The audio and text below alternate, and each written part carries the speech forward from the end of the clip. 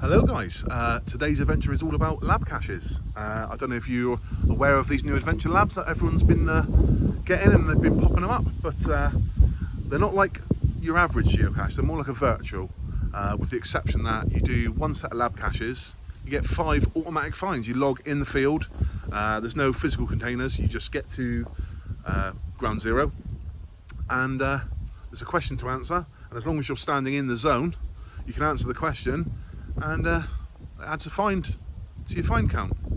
Now, the Geo Challenge prompted me to come out and do some lab caches. I've been enjoying them. I've been doing a lot of them. In fact, my 6,000th cache, which I found recently with my boys, that was a lab cache by my good friend Chudley Traveller. But today, I'm going to take you to explore a set of lab caches that I've created, and I think you'll enjoy them. Okay, so what some of you may or may not know is that, and I'm going to have to use the word allegedly a lot in this, although you can make your own mind up, but my lab caches are based on the Harry Potter series, a very popular series, and rightly so. Obviously written by J.K. Rowling, and what you may not know is she studied at Exeter University, and I'm from Exeter, and there's quite a lot of inspiration for the Harry Potter films and novels, then the films I should have said, in Exeter itself. So I've educated myself about it as best I can, because I'm sorry, but I've never read a Harry Potter book or watched a Harry Potter film, but I am going to rectify that very soon. I'm about to read all the books, but that's by the by. So this is the Harry Potter series of labs, which is going to allegedly take us to some places where J.K. Rowling allegedly got the inspiration for her work. But I think when you see some of these places, you'll agree. As an aside, I'll also say that she's denied some of these places outrightly, but she's also denied that Ottery St Catchpole was based on Ottery St Mary, which is just down the road. She's also said that I think Topsham and Chudley were both mentioned in the books, the Chudley Cannons being a Quidditch team. Also Budleigh Baberton.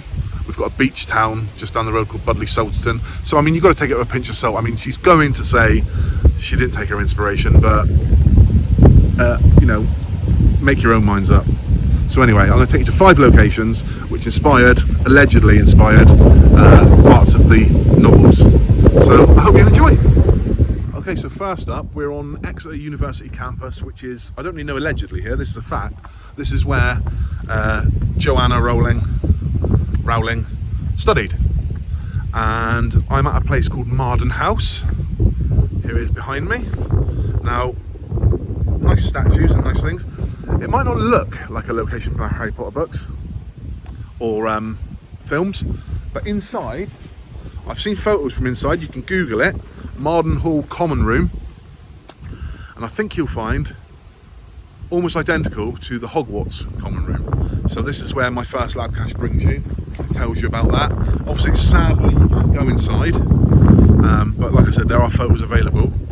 And also, while we're at the university, it's worth noting that allegedly, a lot of the buildings and a lot of the characters were people that Joanna Rowling met here, including Dumbledore. Apparently Dumbledore was based on an old professor of hers, so that's good. Another interesting fact, well I think it's interesting, is that there's a sports team called the Exeter Eagles. Now what's interesting about that is the sport they partake in isn't football or hockey or rugby or cricket, it's actually Quidditch. Now I don't know how they make that happen, because as I'm sure you're aware, Quidditch is played on flying broomsticks, and I'm pretty sure, as magical as Exeter is, I'm pretty sure there are no flying broomsticks in Exeter, so I'm not quite sure. Although later on, I'll be taking you to a place where you might be able to buy a flying broomstick if they did sell them in Exeter. There's a little hint for what's to come. Okay, so I'm going to drive to the next location. It is walkable, but I'm lazy. That's the tall and short of it. And I can't park here for a very long time because it's limited parking, so I'm off to the next one. I'll see you there. Okay guys, so behind me is Exeter Cathedral, where the interior of the cathedral, the vaulted ceilings and the candlelit passageways and things, were apparently, allegedly, the inspiration for the Great Hall of Hogwarts. Now, you have to pay to go inside, and I've been inside many a time, so I'm going to see if I can use my charm and take you inside. No promises, but I'm going to see if they'll let me just do a little bit of filming inside, so bear with me, and maybe I'll be able to show you how it compares to the Great Hall.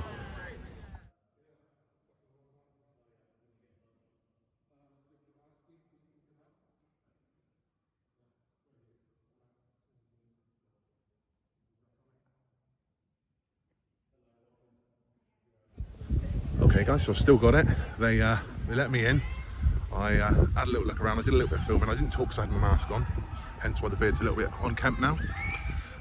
Whilst I was in there, the guy who let me in actually said that the ceiling is the largest uninterrupted vaulted ceiling in the UK. So that was an interesting fact I didn't know before. So yeah, so anyway, the next lab is not far from here, so I'll catch up with you when I get there. Okay, so allegedly this next one was J.K. Rowling's inspiration for the door for the Room of Requirement. So I don't know if that... It's very small, you have to crouch down to get in it, which I believe is a feature in the film, I'm not 100% sure. So yeah, so onwards. Okay, so I wish I got that on film, out of the mouths of babes and all that. So I was talking about Harry Potter at that last door, which is just back there. And a young boy heard me talking about it, and he asked me if I was Hagrid. Now, I know I'm fat and I've got a beard, but I don't think I look that much like Robbie Coltrane, so I'm not sure whether it was an insult or a compliment, but only kids, eh? Okay, so this next lab should look very familiar to Harry Potter fans. I know I've got to say allegedly, but I don't think there's any allegedly here. I mentioned earlier about buying flying broomsticks. You can buy wands and potions and all sorts. But what is this if not Diagon Alley? Diagonally? Don't know how it's said, but let me show you in more detail.